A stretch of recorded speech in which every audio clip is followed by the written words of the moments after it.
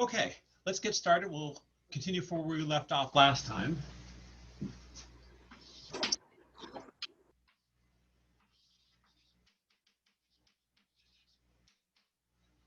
So remember, we were taking a look. I gave you a specific function, but I could have chosen any function. So we looked at y equals x squared. And I gave you two questions.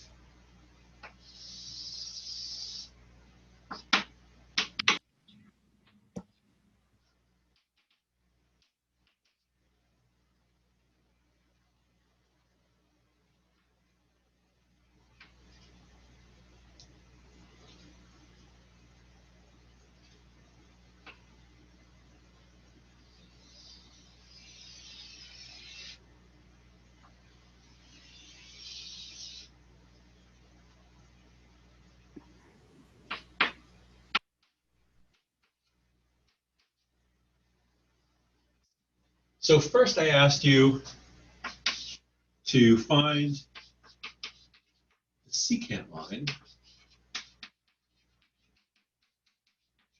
that crosses the curve, or sorry, I asked you to find the slope of the secant line, even though finding the secant line would have been easy once we had the slope.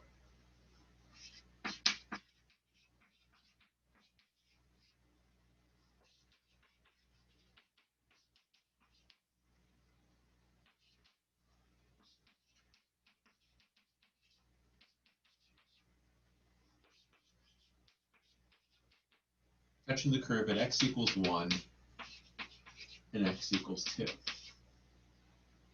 So since this curve is y equals x squared,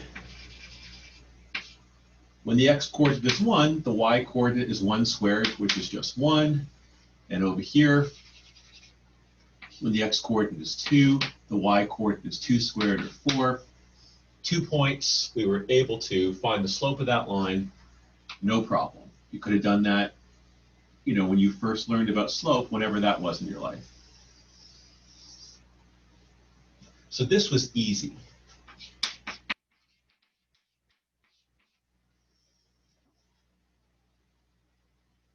Secondly, I asked you to find the slope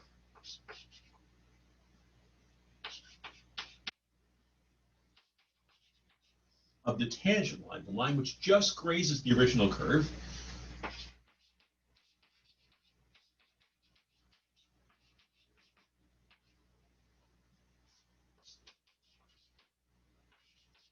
X equals 1. So if we were to put a ruler up against the curve at x equals 1, we'd have this one.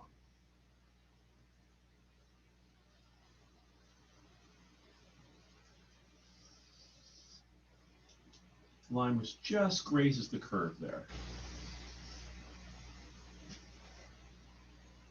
So this is the tangent line at x equals 1.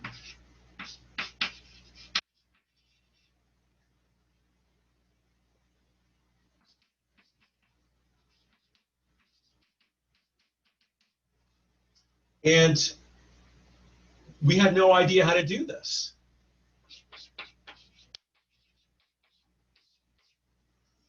Because we only have one line. We've always needed 2 points. Sorry, we only have 1 point. We've always needed 2 points to be able to compute the slope of the line. So we know that it goes through the point where x equals 1, and of course if x equals 1, then y equals 1. But that's the only point on the curve that we have. So we have no idea how to do this. So I'm going to show you a very good idea that Sir Isaac Newton had to solve this problem. And he wasn't the only one who had the same idea. The calculus was developed by 2 people simultaneously. So let me give you a larger version of this picture over here. So I'm just going to include the part immediately to the right of x equals 0, basically.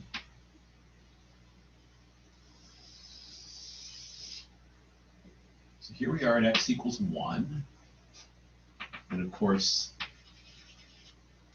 the point on the curve there is x equals 1. And of course, if this is y equals x squared,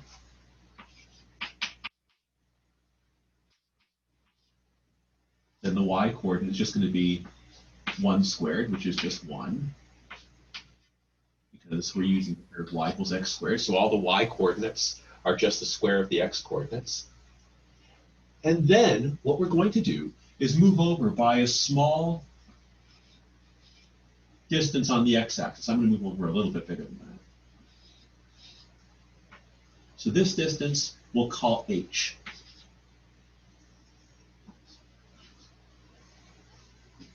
And of course, if we start at x equals 1, and we move over by h, then this x coordinate right here is 1 plus h.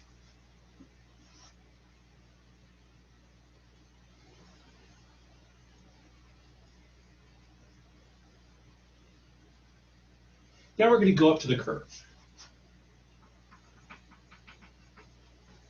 I'm doing my best to have a vertical line here, but I see I'm failing miserably. So we have a point on the curve. The x coordinate is 1 plus h.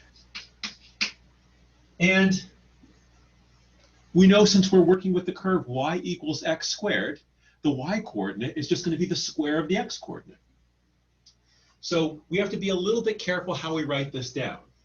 If I write 1 plus h squared like that, that's not right. We want to square the whole x coordinate. So we want that 1 plus h all to be squared. So if the x coordinate is 1 plus h, the y coordinate is just going to be the x coordinate squared, 1 plus h all squared.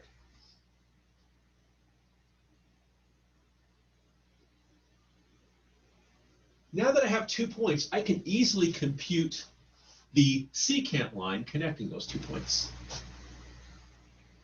So let me sketch in the secant line there. The line which touches the curve at those 2 points. If we're going to compute the slope of that line, if we want to compute the slope of the secant line, so let's call that, so this is the secant line.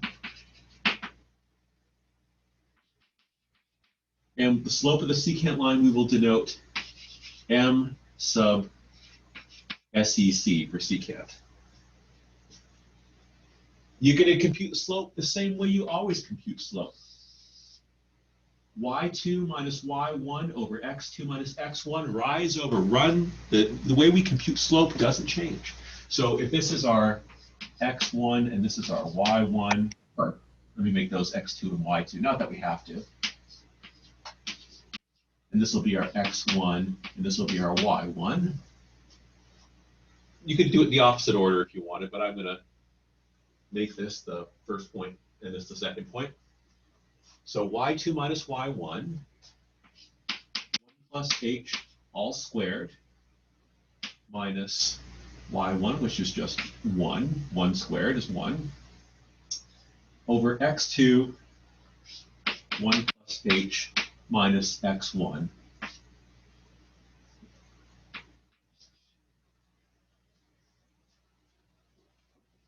So y2 minus y1 over x2 minus x1, there is nothing fancy happening there. Computing slope the same way you've always computed slope.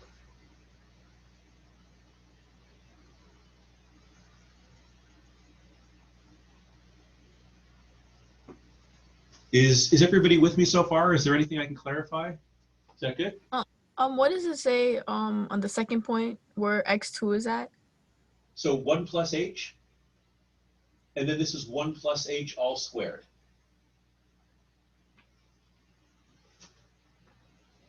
Okay. So 1 plus h, comma, 1 plus h squared.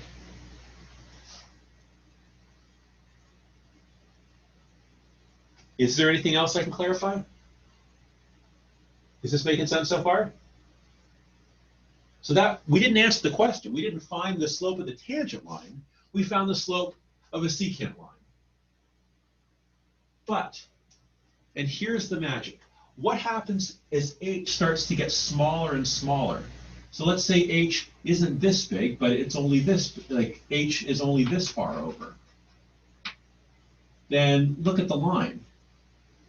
It's moved a little bit. And if we let it get a little bit smaller, it's moved some more. And eventually, as this point starts sliding down the curve, getting closer and closer to that first point, what happens is that this secant line gets closer and closer to the line we were asked for, the tangent line, the line which just grazes the curve.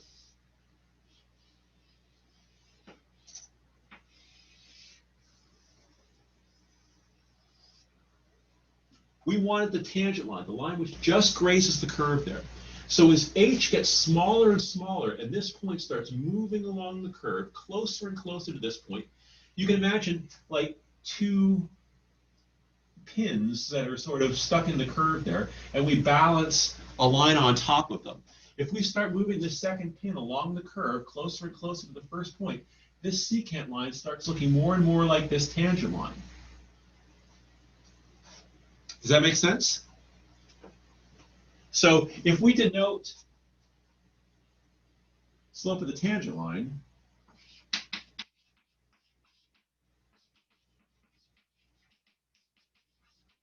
by m tan slope, we're going to use m like we usually do for slope, sub tan.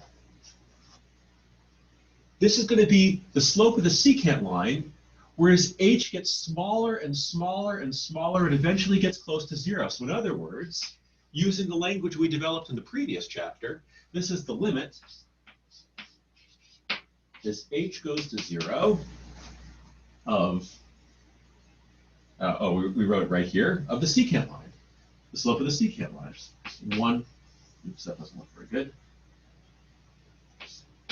1 plus h squared minus 1 all over 1 plus h minus 1. So the slope of the tangent line is going to be y2 minus y1 over x2 minus x1,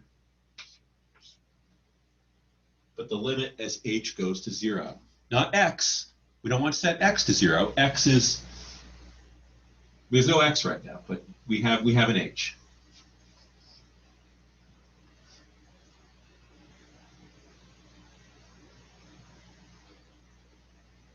So let's go ahead and compute this limit. We have a little bit of algebra to do. If we go ahead and try to plug in h equals 0 right now, we end up with 0 on the top and 0 on the bottom, 0 over 0. We know that that tells us to go and do some algebra. So let's go do some algebra.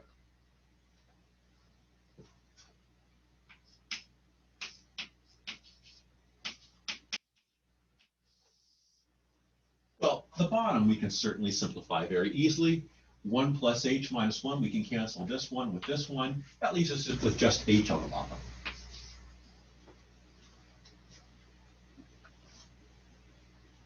Let me put the minus 1 that's right here, up here. Now we have the 1 plus h all squared. Now let's just be a little bit careful there. We know that 1 plus h all squared is not, so 1 plus h squared, we know that doesn't equal 1 squared plus h squared.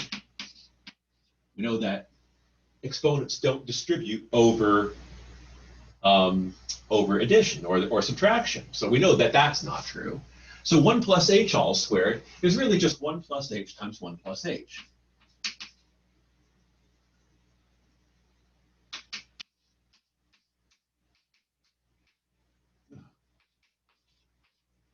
So that's just 1 plus h times 1 plus h, and we're going to FOIL that out.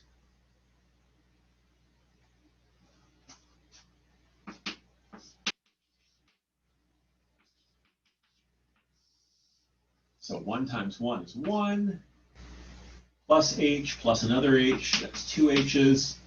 H times h is h squared. And then we still have that minus 1 right there, all over h. And we'll just follow our algebraic sense. We're looking for the next simplification and the next simplification. So now we can take this plus 1 and this minus 1 and cancel them.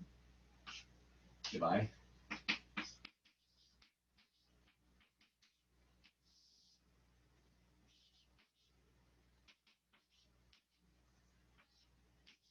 That's looking better already.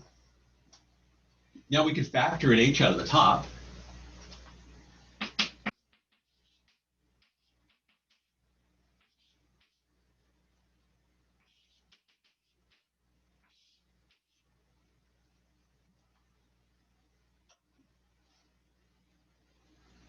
And we can cancel. We've been looking to cancel this h on the bottom. That's what's been causing us all the problem, because we want to send h to 0. If we have an h on the bottom, we have division by 0. We know we can cancel this h with this h. It's safe to do that because we are inside the limit.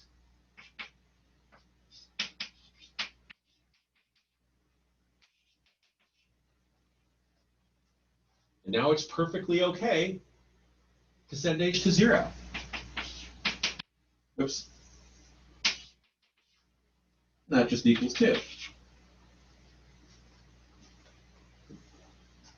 So what we've just done is we've computed the slope of this tangent line, this hard problem. We know that the slope of the tangent line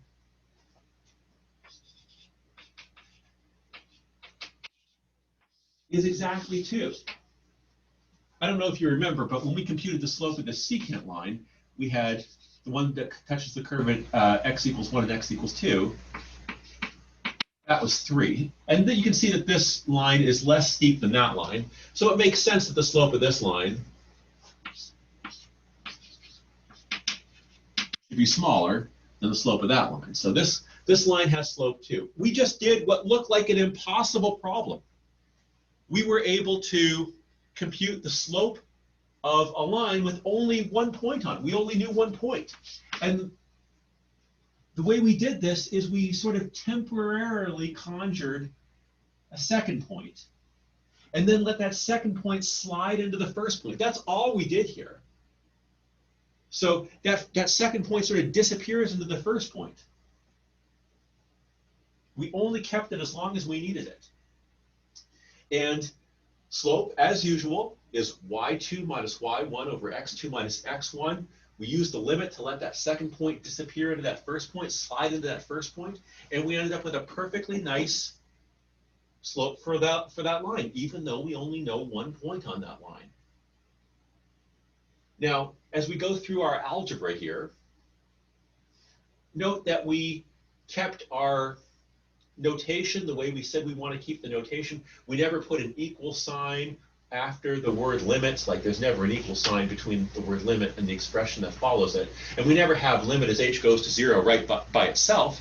We always have limit as h goes to 0 of something. So there's always something directly following the word limit. We notice that we keep writing the word limit until in this case, h goes away, until the variable that we're taking the limit of goes away. So we keep limit this far, and then it disappears right here because we set h to 0. In the algebra, if I would say, looking at this particular problem, based on my past experience, if I saw an algebra mistake, it would most likely be at this step right here. Oftentimes, I see students try to cancel this h with that h and leave that alone. You can't cancel like that. If you want to jump right to here, you can cancel this h with this and one of those. So you'd have to change that 2 to a 1, and that's exactly what we have right here, 2 plus h to the 1. But you can't cancel this h with just one term on top. So watch out for your algebra. Make sure that you don't make simple algebra mistakes that would have made your algebra teacher cringe when you were taking algebra. So is everybody okay with this so far? I mean, this is sort of the central point. If you get this, that's really good. So I just want to look at your faces, and can you give me a thumbs up, thumbs down, thumbs up? Anything I can clarify so far? Thumbs up. Okay. Well, I'm going to assume for the rest of you, it's all good. Oh, I see more thumbs up. That's great. That's great. Okay. All right. I want to do a variation on this same problem, find the slope of the tangent line. But instead of finding the slope of the tangent line at a particular x value, like I gave you x equals 1 here, I want to find the slope of the tangent line at every single x value simultaneously. So I want to end up with a formula such that if you put in like x equals 1, it's going to tell you the slope of the tangent line there is 2. If you put in x equals, 2, it's going to tell you what the slope of the tangent line is there. You can see it's going to be steeper there because the curve is steeper. If I plug in -1, it should give you some negative number because you can see the curve is going downhill there. So the tangent line should have negative slope. So let's do basically the same problem, except instead of being at a specific x value like x equals 1, we will just let x be x. We're going to do this exactly the same way, though, and the algebra is going to be the same.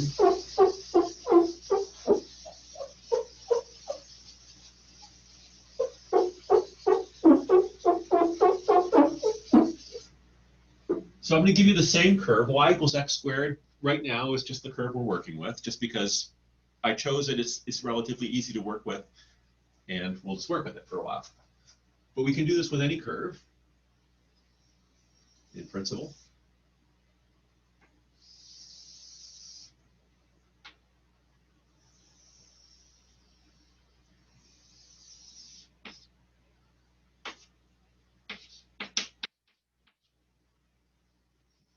And this time, as I said, instead of a specific x value, we're just going to go to, we'll just call it x.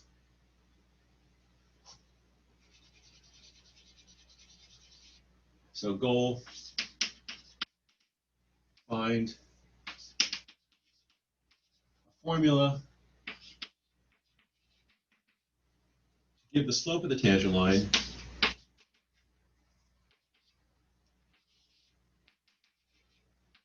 at any x for the curve y equals x squared.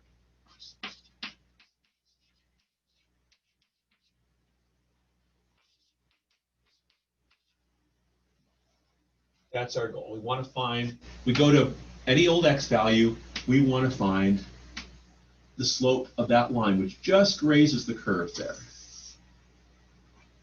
So again, I hope you have a pretty good intuitive idea of what I mean by just grazing the curve. And we're going to do this exactly the same way we did before. We're going to start at x. So we have a point on the curve. Its x coordinate is just x. And according to the formula, what's the y coordinate there? How do you get the y coordinate from an x coordinate for this particular curve? Square x. Yeah, you just square x. So if the x coordinate is x, the y coordinate is just going to be x squared. In this particular curve, in the parabola, the y coordinate is always just the x coordinate squared. So that's, here we are at the x coordinate x. We are going to move over, just like we did before, by a distance which we'll call h. And that takes us to x coordinate x plus h. You start off by x, move over by h, you're at x plus h. We're going to go up to the curve.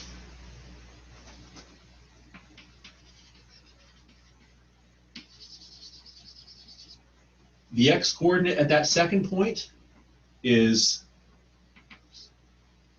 x plus h. And you just told me that to get the y coordinate for the curve y equals x squared, you just square the x coordinate. So the y coordinate is going to be x plus h all squared. The x coordinate is x plus h. The y coordinate should just be the x coordinate squared. Don't forget to put parentheses around your x plus h. And even though it's not what we asked for, it's easy to find the slope of the secant line between those 2 points. If this is just x1 and this is y1 and this is x2 and this is y2, we know we can find the secant line between those 2 points.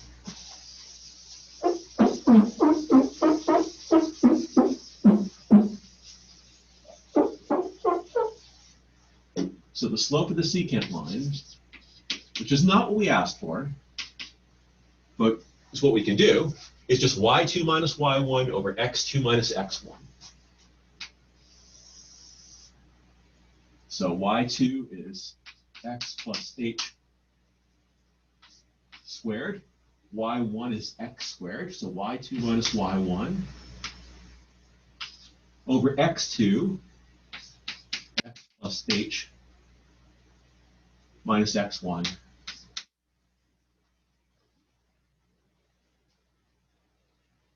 That's the slope of the secant line.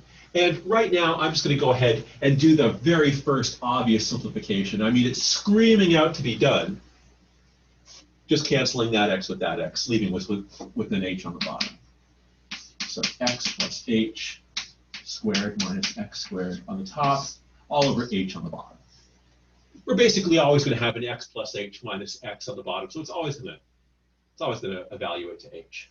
So that's the slope of the secant line, which is not what we were asked for. What we want is the slope of the tangent line.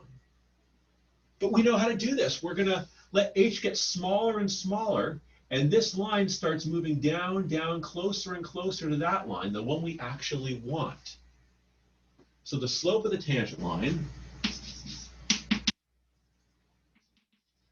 at any old x is equal to the same expression with the word limit in front of it. Limit is h goes to 0 of y2 minus y1 all over x2 minus x1, which we've already simplified to h.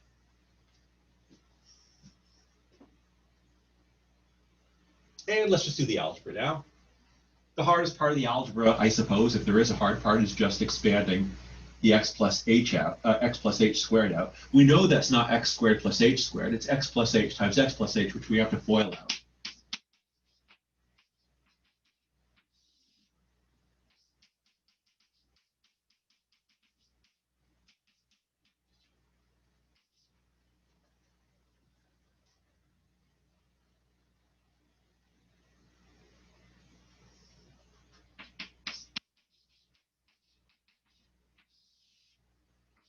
So let's do our firsts, insides, outsides last. So x times x is x squared, plus an xh, plus another xh, that's 2xh, plus h times h, minus that x squared that was still over there.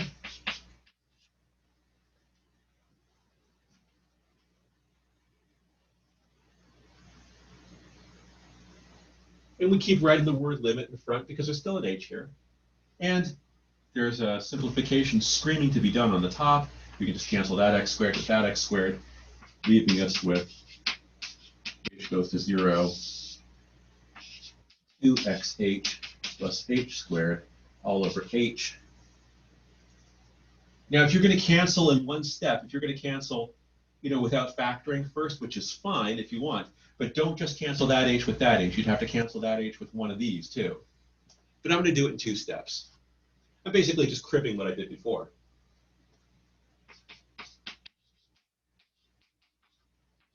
I'll pull an h out of the top,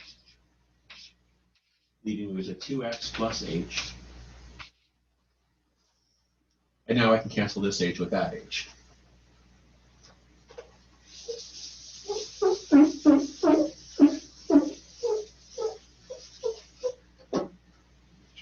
Okay, good. So this is equal to the limit as h goes to 0 of 2x plus h. And now we can send h equal to 0 safely. We don't have to worry about division by 0 anymore. So that's just 2x plus 0, which is 2x. So the slope of the tangent line equals 2x.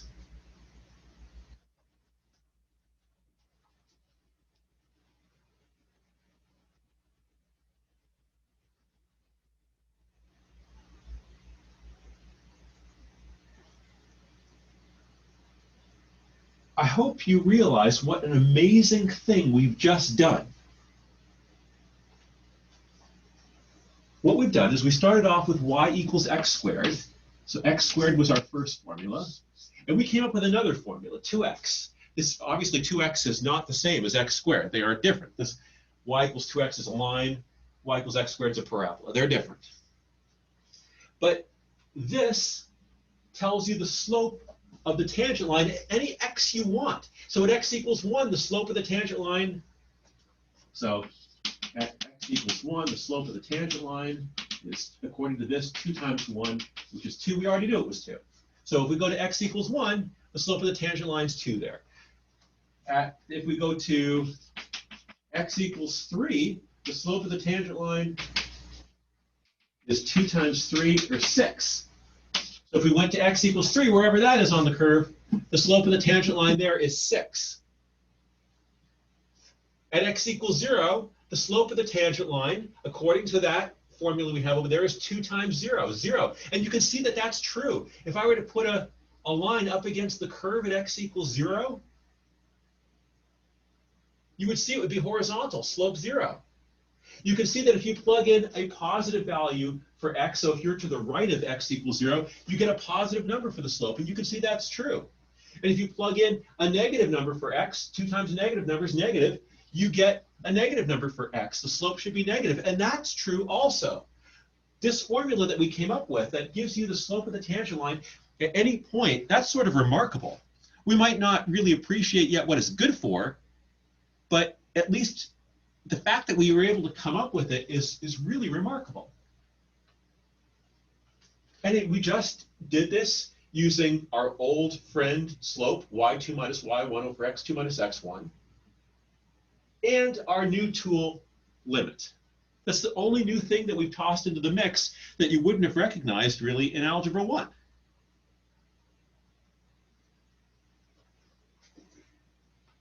Okay, so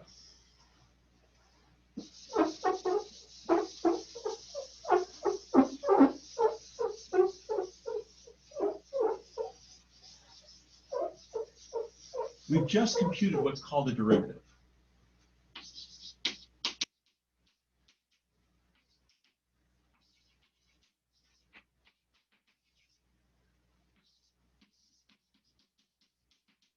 I'll define this in a second, but I just want to introduce a little bit of notation first. So if f of x equals x squared, the derivative of f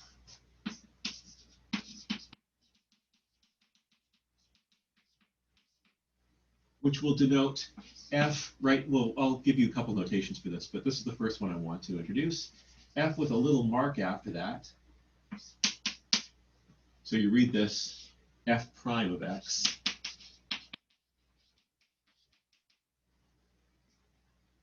Is this thing that we came up with over here, the slope of the tangent line. So it's a separate function, it's a new function. Obviously, f prime of x is 2x, that's a straight line, and f of x equals x squared, that's a parabola. They're not the same function. This function gives you the slope of the tangent line for the original function at any single value of x. You can think of the original function as giving you the height at any single value of x. Y equals f of x, y is the height. So the original curve at any value of x gives you the height of the original function at any value of x gives you the height of the curve. The derivative at any value of x gives you the slope of the curve. So let me give you the formal definition, which at this point you can just about guess because we've already done this a couple times.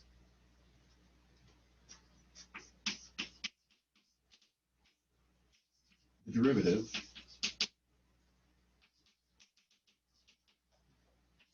of f denoted f prime is defined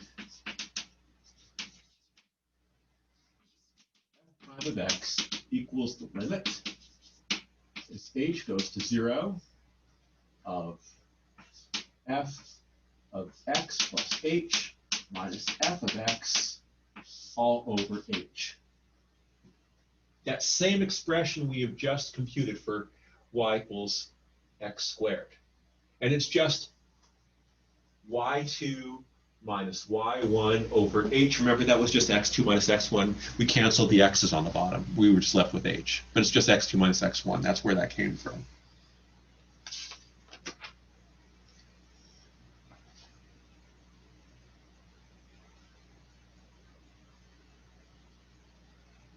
And we see that we're inside a limit here. Sometimes limits exist, sometimes they don't. If this limit exists at a particular value of x,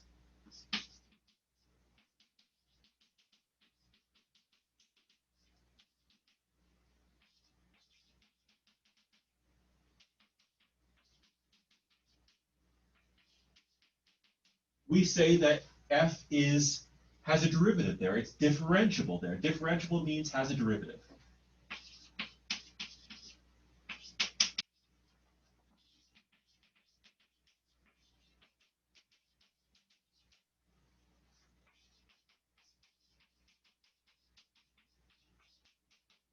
Differentiable. That just means that limit exists.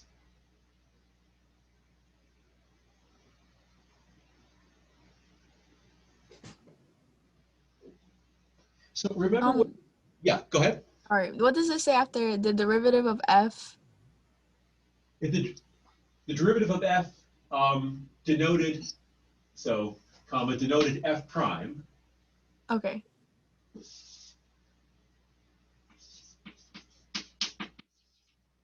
is defined like that. And if this limit exists at a particular value of x, we say that f is differentiable at that value of x. Differentiable just means has a derivative. That's what the word means.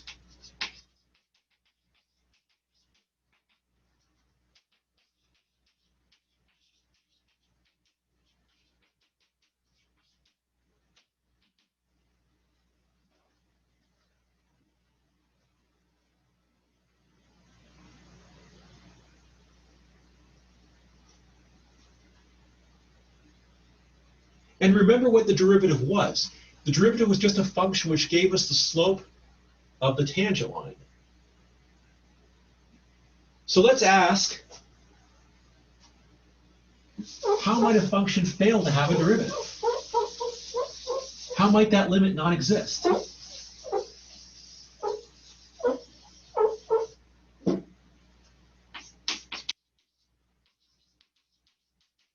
How might a function fail to have a derivative?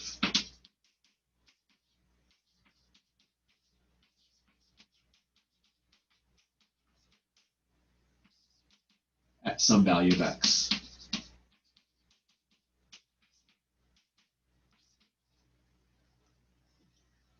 So how could that limit what might be going on with the function where the limit doesn't exist?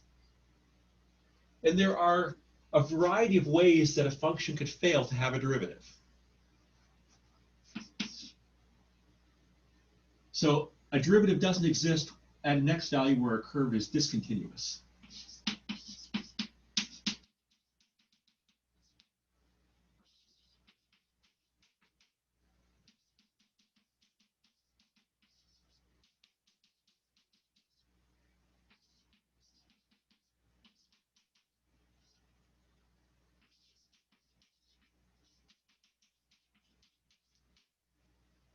So obviously,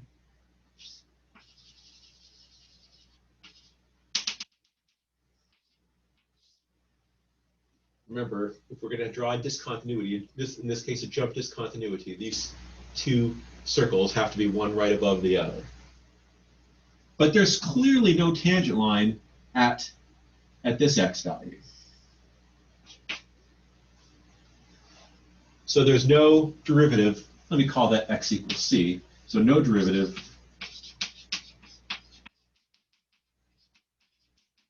at x equals c. Because there's no tangent line there.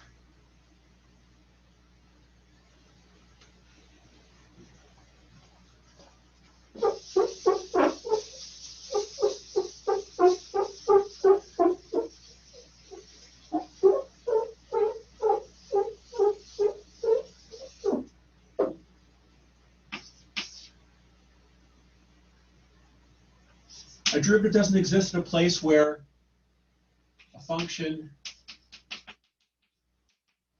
isn't smooth. So for instance,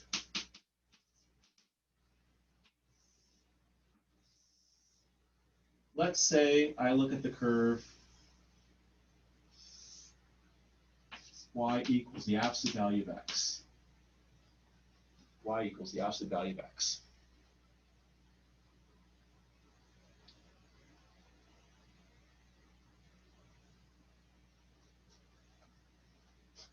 Well, at that x value, there's a perfectly nice tangent line. The line just sits right on top of the line that's already there. At this x value, there's a perfectly nice tangent line. It just sits already there. All these lines have slope 1. So whenever you're to the right of 0, the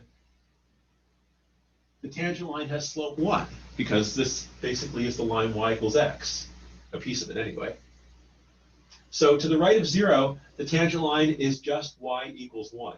And to the left of 0, at every single point here, there's a perfectly nice tangent line, y equals -1, because this is basically the line y equals -x, at least a piece of it. But at x equals 0, there's no way to put a line up against that curve the same way there is against this curve. It wobbles. If I try to put a line up against the curve, is that the right line? Is that the right line? Is that the right line? There's a point there. It's not smooth.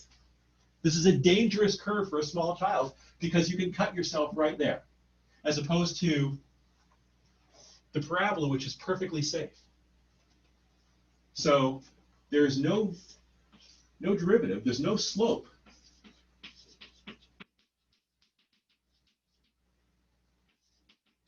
At x equals 0.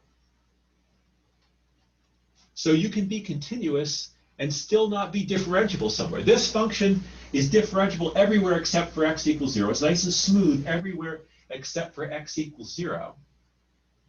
And at that place, it's not smooth. It's not differentiable at x equals 0. So this curve is not differentiable at x equals 0. So when I say the word differentiable, the first English word that should pop into your mind is smooth.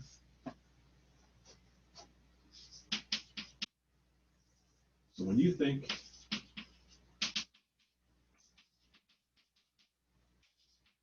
differentiable, think smooth. That should be the word that pops into your head.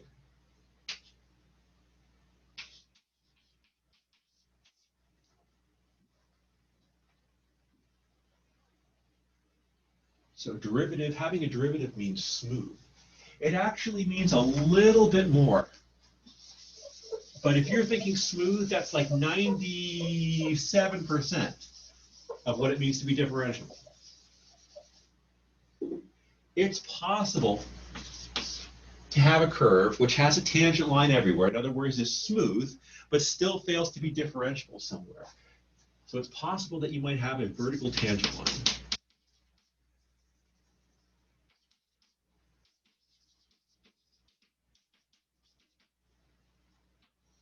Let me give you an example. It might be hard to see how that can happen if the function passes the vertical line test, but it can. Let's take a look at y equals the cube root of x.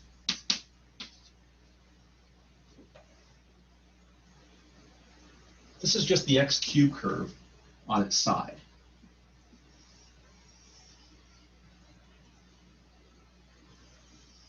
And it passes the vertical line test just fine. There's no vertical line you can draw that crosses this curve more than one time.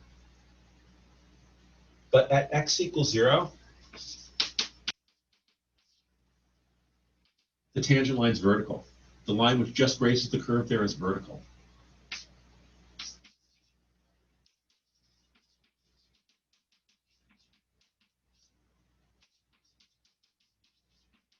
So it has no slope. Vertical lines have no slope.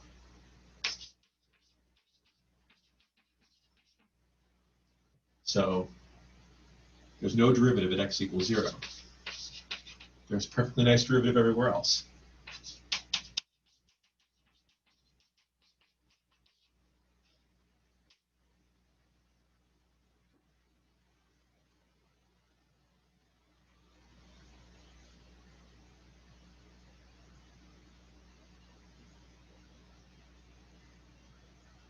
So it'd be nice if you can remember that this could happen, and that if a tangent line is vertical, that just means it has no slope. But This is what I really want you to remember. If somebody were to wake you up in the middle of the night and say, what does differentiable mean? What does it mean to have a derivative? Without engaging more than 4 of your brain cells, I want you to be able to say, that means smooth. Derivative means smooth. Is everybody okay with that? See you Friday.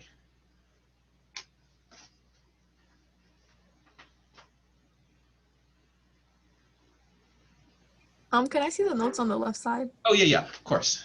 Thank you. Sure.